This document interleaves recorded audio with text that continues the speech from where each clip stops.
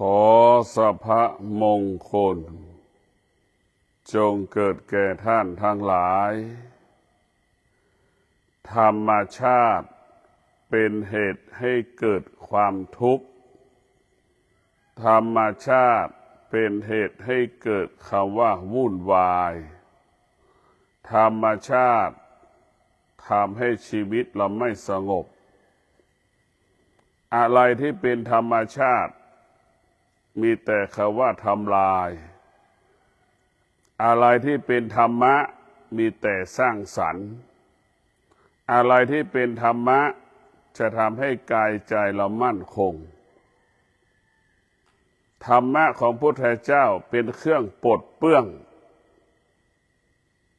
อารมณ์ความคิดความรู้สึกธรรมะของพุทธเจ้าระงับยุติอารมณ์ความรู้สึกธรรมะของพุทธเจ้ากำจัดขจัดความโลภความโกรธความหลงที่มันปรากฏขึ้นที่อายตนะตาของเราหูของเราจมูกของเราลิ้นของเรากายใจของเราทั้งสิ้นปกติของธรรมชาติก็คือเปลี่ยนแปลงปกติของธรรมะไม่เปลี่ยนแปลงธรรมะกับธรรมชาติย่อมแตกต่างกันชีวิตของเราเป็นเรื่องของธรรมชาติทั้งสิ้นเราเกิดเพราะธรรมชาติเราเกิดจากธรรมชาติธรรมชาติจึงเป็นเหตุให้เราวุ่นวายธรรมชาติมันอยู่ภายใต้การเปลี่ยนแปลงอะไรที่มันเปลี่ยนแปลงเป็นเหตุให้เกิดความทุกข์ทั้งสิ้นธรรมะของพระพุทธเจ้าบอกสอนให้เราเข้าใจเรื่องธรรมชาติปกติของจิตที่ไม่ได้ฝึกฝนมันก็เป็นจิตที่ไม่รู้ปกติที่จิตที่มันฝึกฝนจิตนั้นก็จะเป็นจิตผู้รู้ธรรมชาติของจิตที่ไม่ได้ฝึกมันไม่มีจุดยืนเหมือนสุนัขจรจัดจิตที่ไม่ได้ฝึกมันก็หลงไหลไปในทิศทั้งสี่เหมือนสุนัขจรจัดจิตที่มันฝึกจิตนั้นจะมีที่ให้มันอยู่แล้วก็รู้ที่จะอยู่ตรงไหนเหมือนสุนัขแสนรู้ดมยาบ้าดมระเบิดตึกที่ไหนถล่มสุนัขก็จะไปตรวจสอบมีคนตายหรือมีคนเป็นหรือมีคนอยู่ในซากตึกที่ถล่มนั่นเราจะเห็นได้ว่าธรรมชาติของจิตที่มันฝึกกับธรรมชาติจิตที่ไม่ได้ฝึกมันย่อมแตกต่างกันเราปฏิบัติธรรม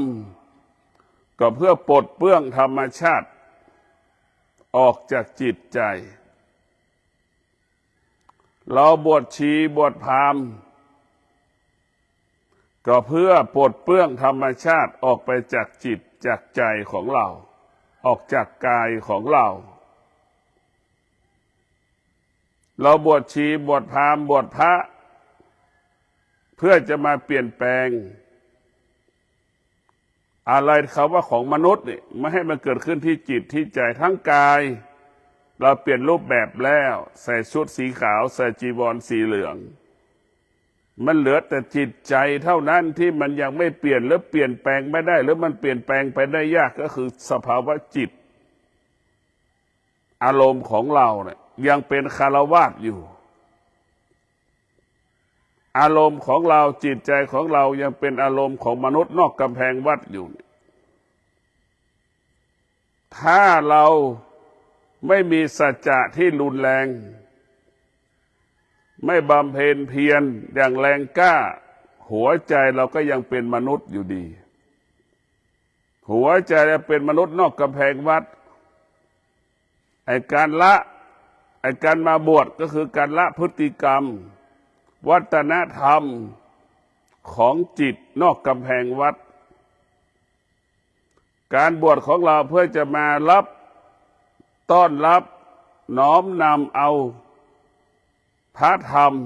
มาเป็นผู้กำกับกำหนดควบคุมดวงจิตของเราถ้าเราบวชมาเรายังมีคำว่าคฤหัสถ์หัวจิตหัวใจอยู่ยังมีคฤหัสถ์วิถีคิดยังเป็นคฤหัสถ์อยู่ในจิตใจเรานี่การบวชของเราก็ยังไม่เกิดประโยชน์ใดๆทั้งสิ้นการบวชของเราเมื่อเราสามารถระงับยุติการเป็นมนุษย์อารมณ์ความรู้สึกของการเป็นมนุษย์ได้นั่นแหละการบวชของเราเกิดเป็นประโยชน์เกิดประโยชน์หรือการปฏิบัติธรรมเราเกิดประโยชน์เป็นประโยชน์เราจะต้องละพฤติกรรมของมนุษย์ออกไปจากจิตใจเราจะต้องเอาจิตเอาสติไว้ที่จิตของเราจะต้องเอาสมาธิมาไว้ที่มาควบคุมกายของเราสมาธิเปรียบเสมือนยามเฝ้าบริษัทให้มันดูแลร่างกายของเรามิให้สิ่งที่เป็นอธรรมสิ่งที่เป็นอกุศลเข้ามาอยู่ในกายอยู่ในใจของเราสติสมาธิเนี่ยจะเป็นผู้ที่ปกป้องคุ้มครองกายใจของเราสติสมาธิจะทำให้เรานั้นทำให้เราปกติตลอดกาลเมื่อเรามีสติเมื่อเรามีสมาธิครอบครองกายและใจของเรากำกับกำหนดควบคุมอายตนะของเราอวัยวะของเราเพราะนั้นชีวิตของเราเนี่ยต้องประกอบไปด้วยธรรมะทั้งสิ้นเราจะต้องถอดถอนธรรมชาติที่มาอยู่ในกายในใจเราไปหมดทั้งสิ้นโดยเฉพาะสภาวะจิตของเราเนี่ยยังเป็นถ้าเราเป็นแม่หัวใจยังเป็นแม่ยังเกิดขึ้นอยู่นี่มันก็ยังเป็นอยู่การบวชเราก็ยังไม่เกิดธรรมะก็ยังไม่เกิดเราเป็นลูกก็ยังคิดถึงแม่อยู่ในการที่เราจะเป็นนักบวชก็ยังธรรมะที่เราปฏิบัติก็ยังไม่เกิดอะไรที่มันเป็นปกตินอกกำแพงวัดเราจะไม่ให้มันเกิดขึ้นอะไรที่เราเป็นก่อนที่เราบวชเราจะไม่ให้มันเกิดขึ้นถ้าเราล้างสิ่งที่เราก่อนที่มันบวชเนี่ยนั่นแหละคือการปฏิบัติธรรมและเกิดผลส่งผลอะไรที่มันยังก่อนบวชขณะที่บวชขนาดนี้ก็ยังเป็นอยู่คงอยู่ในร่างกายนั่นแหละการปฏิบัติธรรมของเราไม่เกิดประโยชน์เราต้องกลับมาพิจารณาเปลี่ยนแปลงใช้สติใช้วิริยะใช้ขันติเนี่ยเพื่อจะมาแก้ไขสิ่งที่มันเกิดขึ้นตั้งแต่ก่อนเราบวชหลังบวชก็ยังเกิดขึ้นอีกเราต้องปลดเปลื้องให้หมดต้องระงับให้หมดต้องกำจัดให้หมดถ้าเราไม่กำจัดไม่ระงับมันก็จะมันก็อยู่ในร่างกายของเราท้ายสุดมันก็ทำให้เราปฏิบัติธรรมนั้นไม่เกิดผลต่อการปฏิบัติธรรมการปฏิบัติธรรมโดยเฉพาะผู้ปฏิบัติธรรมโดยเฉพาะชีก็ดีพระก็ดีก็เพื่อระงับเพื่อยุติอารมณ์ความรู้สึกสารพัดอารมณ์ความรู้สึกมิให้มันเกิดขึ้นซ้ำๆซากๆเราจะต้องกำจัดจะต้องทำลายอารมณ์ความรู้สึกที่มันปรากฏซ้ำๆซากๆให้มันเหลือน้อยที่สุดเพราะฉะนั้นผู้ปฏิบัติธรรมต้องมีหลัก พิจารณาแต่ละวันใช้คำว่าสติวันนี้เราจะบำเพ็ญสติเรามีสติที่จะบำเพ็ญสัจจะวันนี้จะเป็นใบ้ครึ่งวันอย่างเงี้ยเราต้องจัดการให้ได้วันนี้เราจะไม่มีสติที่จะไม่โมโหไม่หงุดหงิดให้กับบุคคลใดๆวันนี้เราจะมีสติไม่เกิดอาการไม่สำแดงอาการเมื่อกินข้าวว่าไม่อร่อยชอบใจไม่ชอบใจเราจะไม่ให้เกิดอาการเหล่านี้เกิดขึ้นที่ใจเรามีสติรู้อย่างนี้สิ่งเหล่านี้มันเป็นเรื่องที่ติดภพติดชาติดูแล้วมันไม่เชิงไร้สาระแต่มันเป็นแก่นสาระเราจะหลุดพ้นกับที่ตาของเราเราจะหลุดพ้นกับที่หูของเราเราจะหลุดพ้นก็อยู่ที่จมูกของเราเราจะหลุดพ้นก็จากลิ้นของเรากายใจของเราทั้งสิ้นสิ่งเหล่านี้แหละมันจะทำให้เราหลุดพ้นได้ทุกวันเราตกอยู่ใต้อำนาจอายตนะของเราอยู่ตกอยู่ใต้อำนาจอายตนะตาหูจมูกลิ้นกายใจมันก็บ่งบอกว่าตาเรามันไม่ได้ฝึกฝนมันก็แยกแยะไม่ออกเห็นรูปเห็นวัตถุสิ่งของก็ชอบใจไม่ชอบใจเกิดขึ้นอีกหูก็เช่นนั้นและได้ยินเสียงชอบใจไม่ชอบใจก็เกิดอาการอีกเนี่ยเราก็ตกอยู่ใต้อำนาจสิ่งเหล่านี้ทั้งสิ้นตกอยู่ใต้อำนาจจมูกสัมผัสกับกลิ่นชอบใจไม่ชอบใจเกิดขึ้นตกอยู่ใต้อำนาจลิ้นในการชิมรสชาติอาหารต่างๆแล้วก็ตกอยู่ใต้อำนาจชอบใจไม่ชอบใจอีกทั้งกายทั้งใจเราก็เป็นเช่นนั้นทั้งสิ้น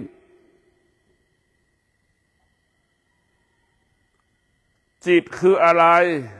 อะไรคือจิตจิตมันก็คือตานี่เป็นส่วนหนึ่งของจิต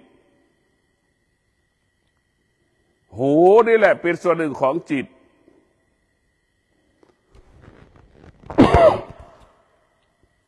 จมูกก็เป็นส่วนหนึ่งของจิตลิ้นก็เป็นส่วนหนึ่งของจิตกายใจเราก็เป็นส่วนหนึ่งของจิตรวมกันเรียกว่ามันเป็นจิตมันต้องอาศัยมันทุกข์ที่ไหนก็ทุกข์ที่ตาสุขที่ไหนก็สุขที่ตาวุ่นวายที่ไหนก็วุ่นวายที่ตาทุกอย่างมันเกิดจากอายตนะทั้งสิ้น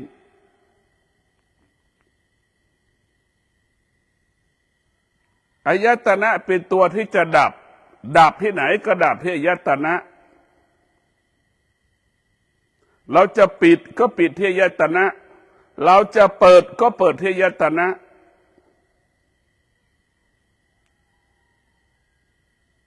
ภาษาพ่อแม่ครูบาอาจารย์ว่าเราจะไปนรกก็เพราะอายตนะนี่แหละ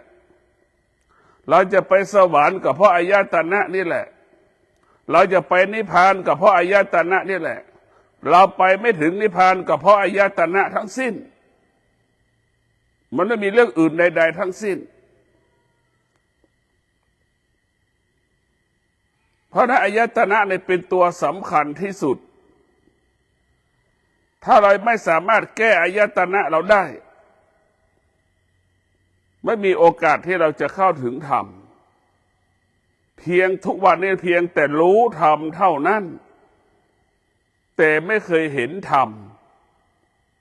ธรรมะก็ขนตาผู้อ่านผู้ปฏิบัติธรรมก็เหมือนตาเนาะตาไม่เคยเห็นขนตาขนตาอยู่ใกล้ตาตายังไม่เคยเห็นขนตามันรู้ธรรมเฉยๆแต่มันไม่เคยเห็นธรรม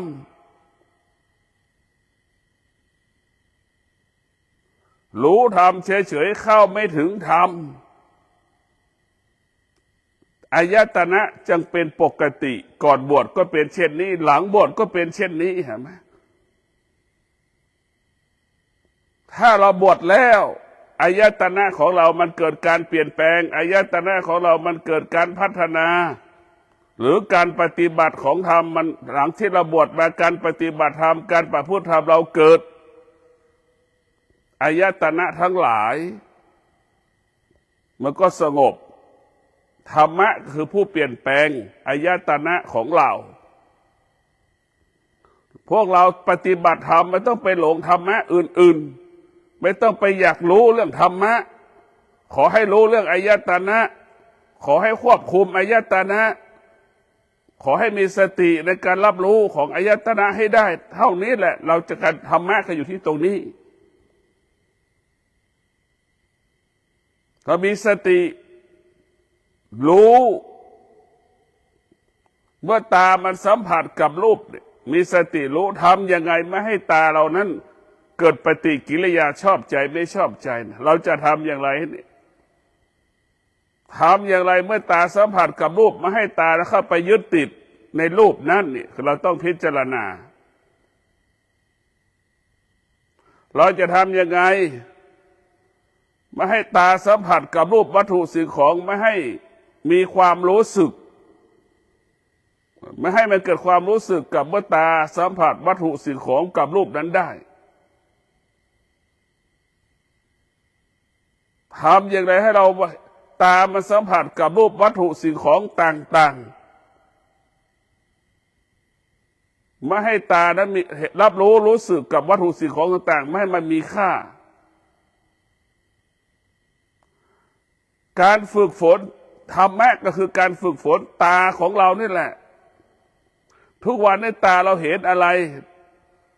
สัมผัสวัตถุสิ่งของต่างๆมันเกิดอาการมันแสดงอาการ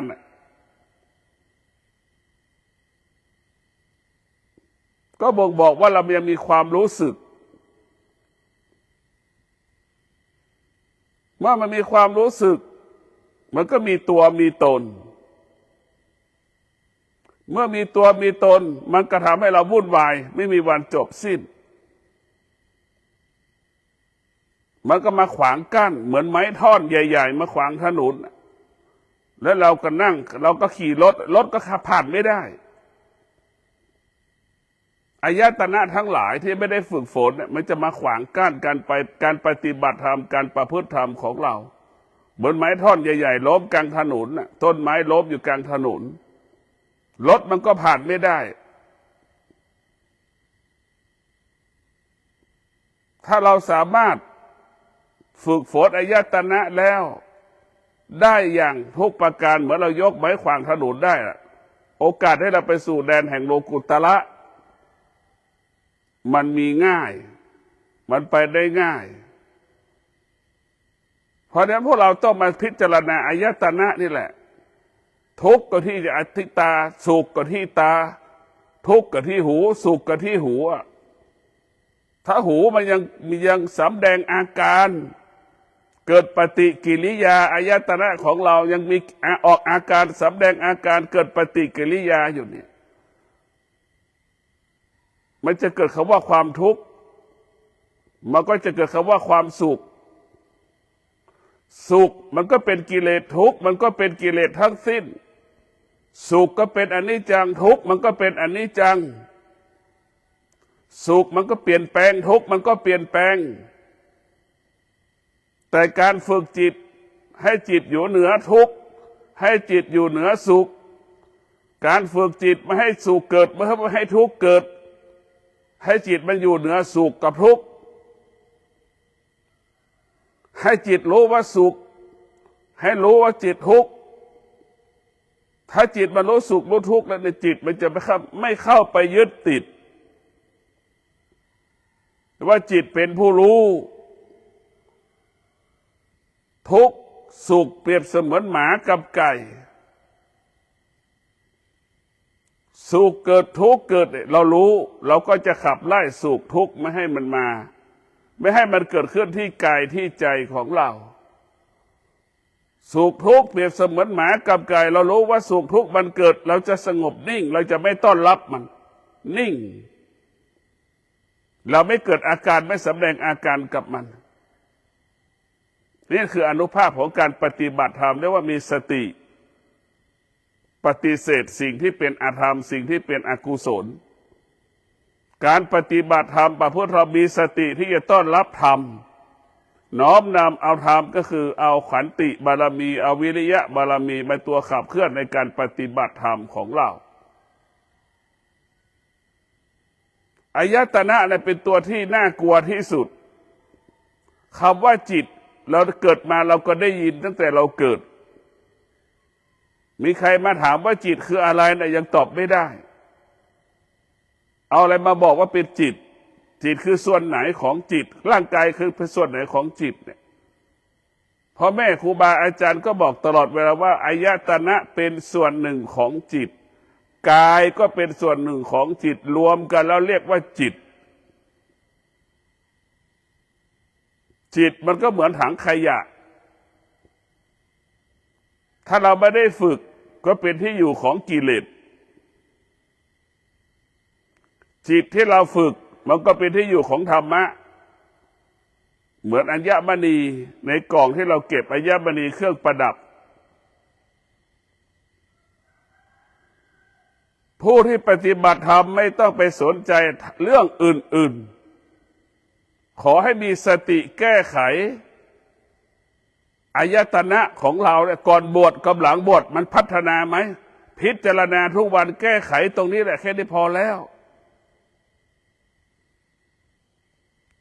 ก่อนที่เราบวชมีลูกเราคิดถึงลูกตลอดเวลาพอเราบวชเสร็จยังเป็นปกติอยู่ไหมเนี่ยเราต้องพิจารณาเรื่องนี้ไม่ต้องไปสนใจเรื่องอื่นรู้ธรรมเพียงคำพูดแต่จิตมันไม่รู้ธรรมมันรู้ธรรมแค่คำปากแต่จิตมันยังไม่รู้ธรรมจิตยังเข้าไม่ถึงธรรมจิตมันยังไม่เห็นธรรมสภาวะจิตมันยังคงความเป็นแม่ของลูกลูกยังปรากฏขึ้นในดวงจิตของแม่อยู่นี่คือการปฏิบัติธรรมเรานั้นไม่เกิดผลอะไรที่มันเป็นสภาวะจิตของคฤหัสถ์ก่อนที่เราก่อนบวชมันยังปรากฏอยู่ตลอดเวลานั่นการบวชเราก็ไม่เกิดประโยชน์เป็นประโยชน์การบวชของเราคือการละการวางการสละตัดทุกอย่างสิ่งที่มันเป็นมนุษย์ก่อนที่เราจะบวชตัดให้หมดสิ้นเมื่อบวชแล้วเรามีสติอยู่กับกายอยู่กับใจเอาสติเท่านั้นมาอยู่กับกายกับใจเอาสติในตัวสติก็คือตัวปัญญาในตัวปัญญาก็คือตัววิริยะภาคเพียรก็อยู่ในตัวนั้นในตัววิริยะภาคเพียรก็มีความอดทนซ่อนอยู่ในตัวนั้นที่เราต้องล้างอะไรที่มันเป็นคฤหัสถ์ออกไปจากกายจากใจให้หมดสิ้นก่อนบวชหลังบวชเราต้องพิจารณาขณะที่เราบวชเนี่ยเราอายตนะของเรามันคงความเป็นคฤหัสถ์กี่เปอร์เซ็นต์เมื่อบวชแล้ว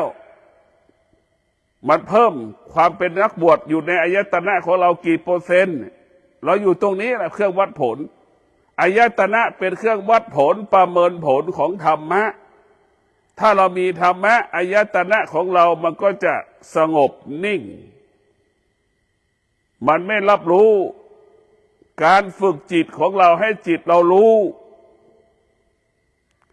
การฝึกจิตของเราเมื่อจิตรู้จิตก็ไม่ให้จิตมันรู้ต่ออีกให้รู้เฉยๆหลักการของพุทธเจ้าพ่อแม่ครูบาอาจารย์สอนให้เรารู้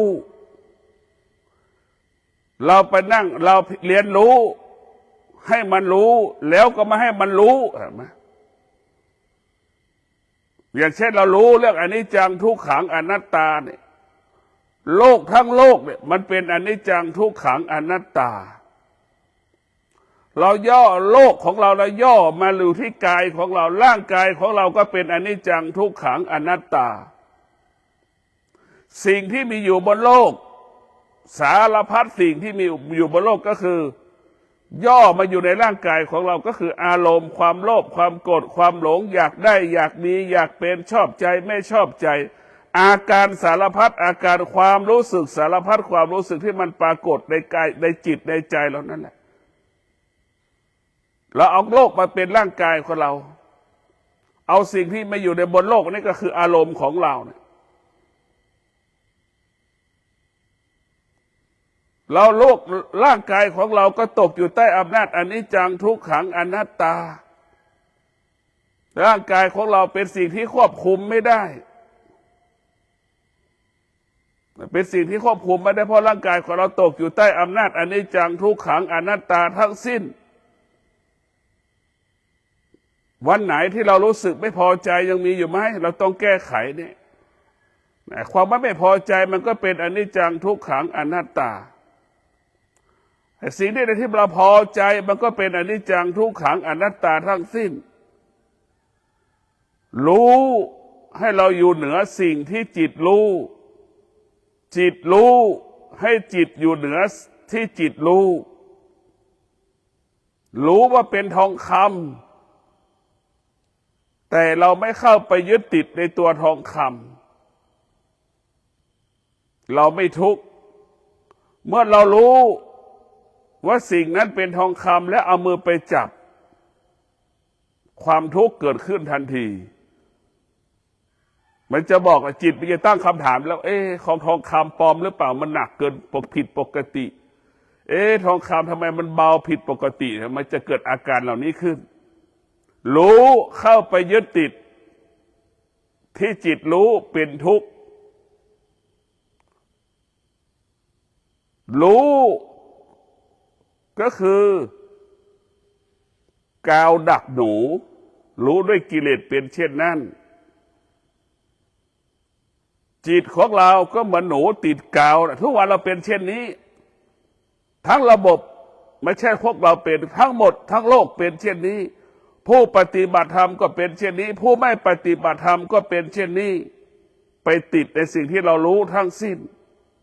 มันจึงเกิดอาการแสดงอาการพอใจไม่พอใจสุขทุกข์แต่ละวันปรากฏขึ้นกี่ครั้งแต่ละชั่วโมงเกิดขึ้นกี่ครั้งนี่มันเกิดอาการอย่างนี้เพราะฉะนั้นพวกเราต้องพิจารณาร่างกายของเราอารมณ์ของเราความรู้สึกของเราความนึกคิดของเรานี่มันเป็นอนิจจังทั้งสิ้นมันไม่เที่ยงทั้งสิ้น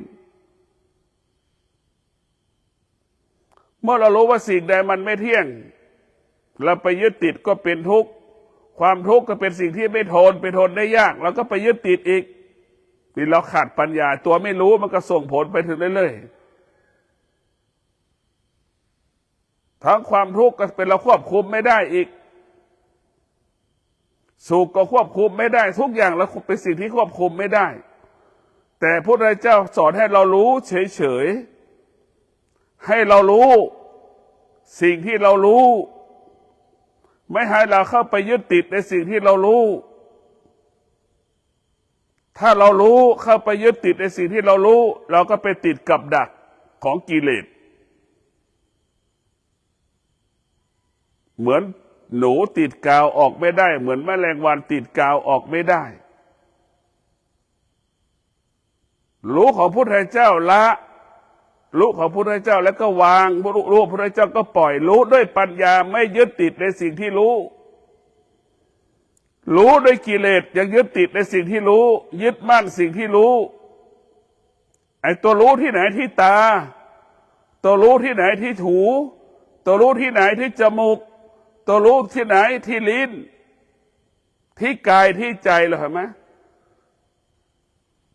เราจะต้องให้อายตนะของเรานั้นเป็นผู้รู้ตาเห็นรูปให้มันเฉยๆถ้าตามันเป็นผู้รู้หูสัมผัสกับเสียงก็ให้มันเฉยๆจมูกสัมผัสกับกลิ่นก็ให้มันเฉยๆลิ้นสัมผัสรสชาติอาหารก็ให้มันเฉยๆเรามีสติรู้เฉยๆกายเราสัมผัสถูกต้องกายเราสัมผัสกับสิ่งที่ของแข็งของแห้งของแข็งเพื่อมันทิ่มร่างกายเราก็รู้เฉยๆจิตของเราอารมณ์ของเราความรู้สึกชอบใจไม่พอใจเราก็รู้สึกเฉยๆถ้าเรามีสติรู้เฉยๆนี่อันนี้คือสำคัญในสุดคำว่ารู้เฉยๆนี่เป็นสิ่งที่มีค่าเป็นสิ่งที่มีพลัง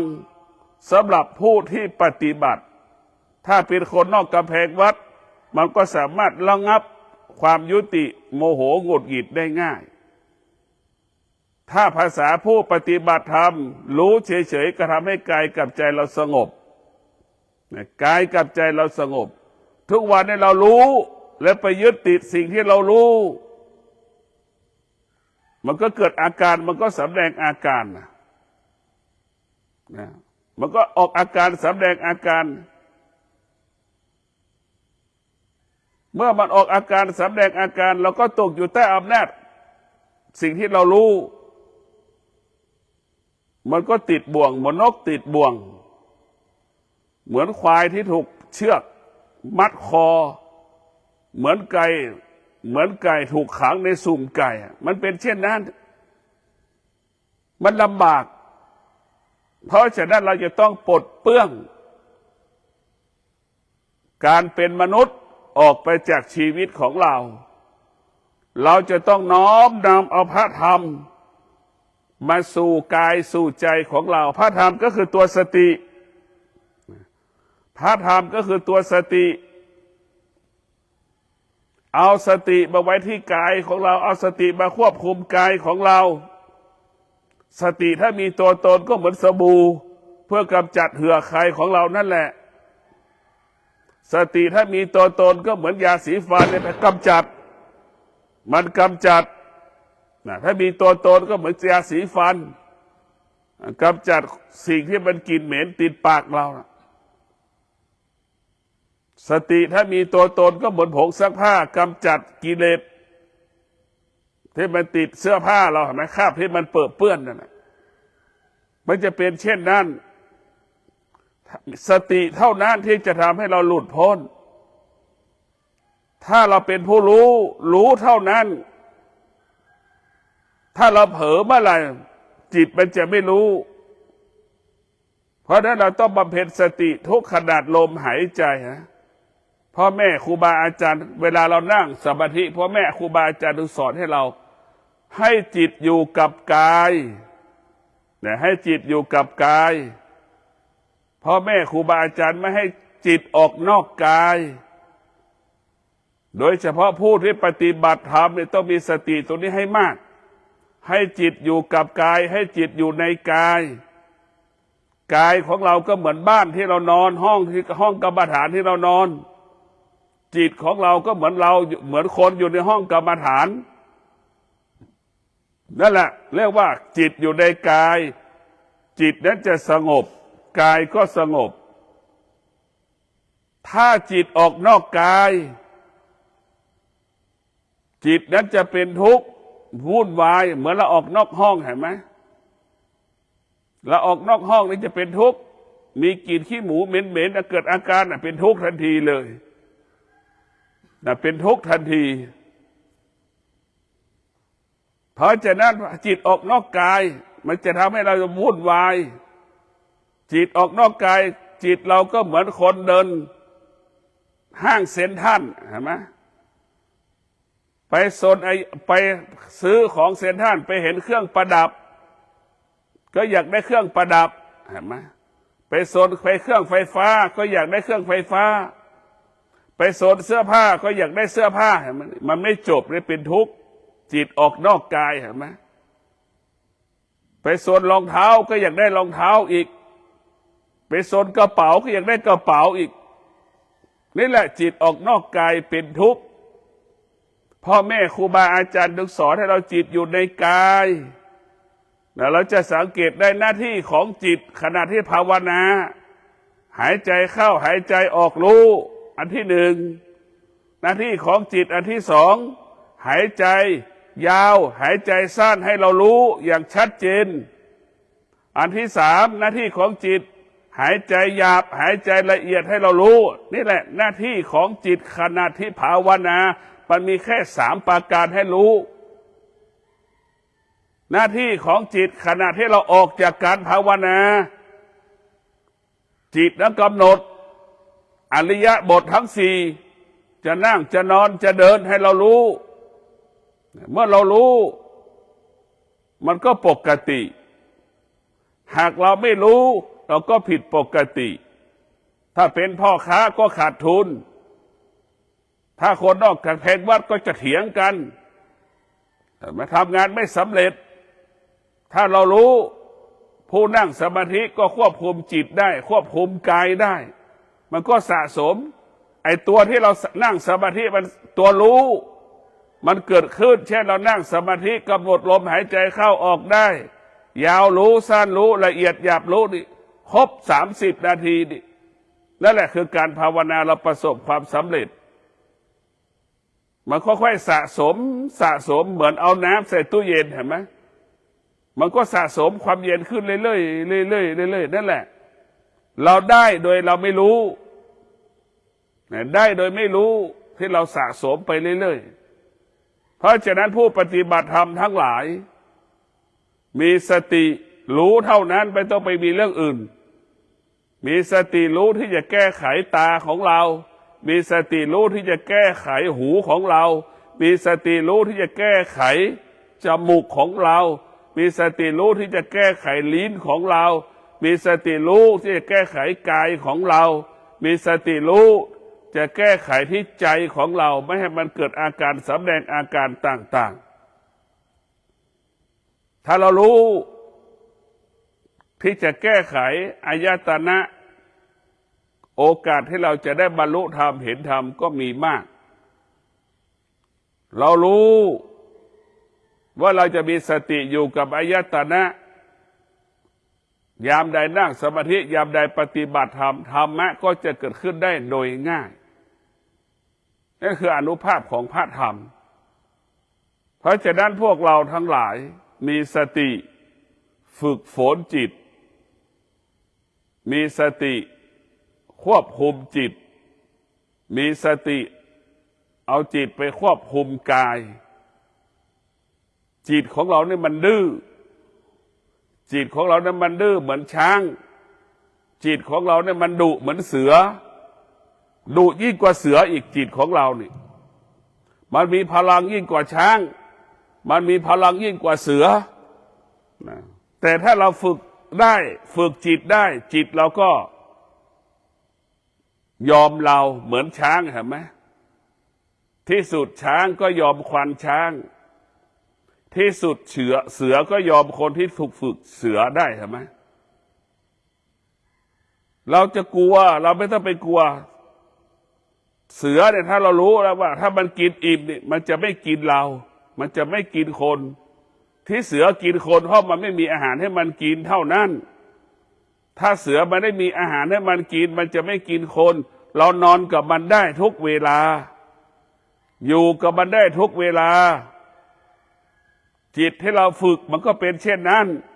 ถ้าเราฝึกจิตแล้วมันก็จะเป็นจิตผู้รู้เหมือนเสือน่ะมันไม่กินเรามันไม่กัดเรามันก็เป็นเช่นนั้นจิตเราเหมือนควานช้างกายเราเหมือนช้างเนี่ยกายกับจิตมันรู้กันไอ้ที่มันมีปัญหาคือกายแล้วก็ไปส่วนหนึ่งจิตแล้วก็ไปส่วนหนึ่งมันขัดแย้งในตัวมันเองเหมือนเรานั่งหลับตานี่ไอ้ตามันหนังตาเฉยๆที่มันหลับไอ้ลูกกระตามันไม่หลับเห็นไหมมันไม่สมดุลกัน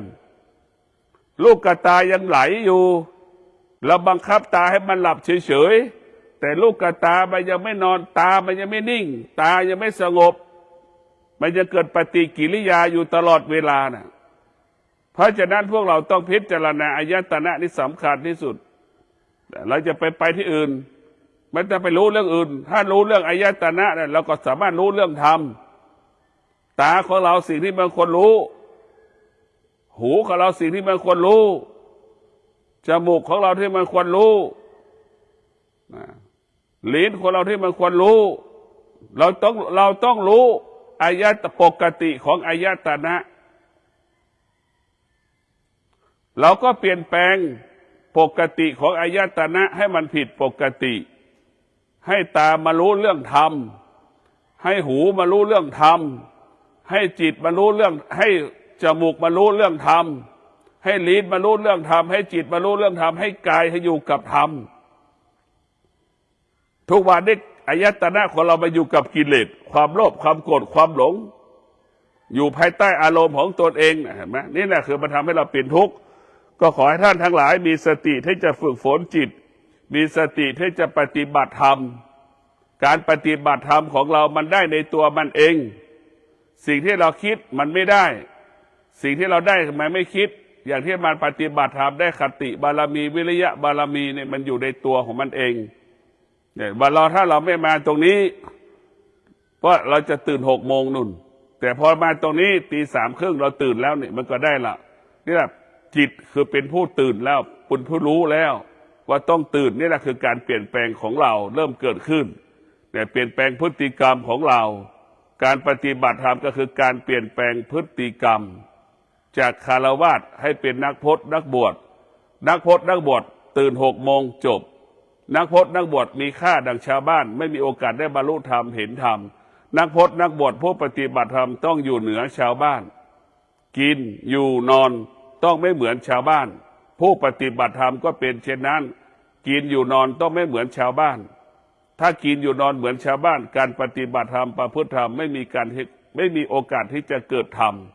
เพราะนั้นการบวชก็คือการสละการเปลี่ยนแปลงรูปแบบประเพณีวัฒนธรรมการดำเนินชีวิตของเราขอให้พวกเราทั้งหลายมีสติอดทนมีสติที่จะวิริยะภาคเพียรมีสติจะพิจารณาอายตนะของเราให้มันรู้สึกสุขทุกข์ให้น้อยที่สุดแต่ละวันที่สุดเราจะต้องไม่ให้สุขทุกข์ไม่ให้เกิดขึ้นที่กายที่ใจแต่ละวันและจะประเสริฐที่สุดขอเจริญพร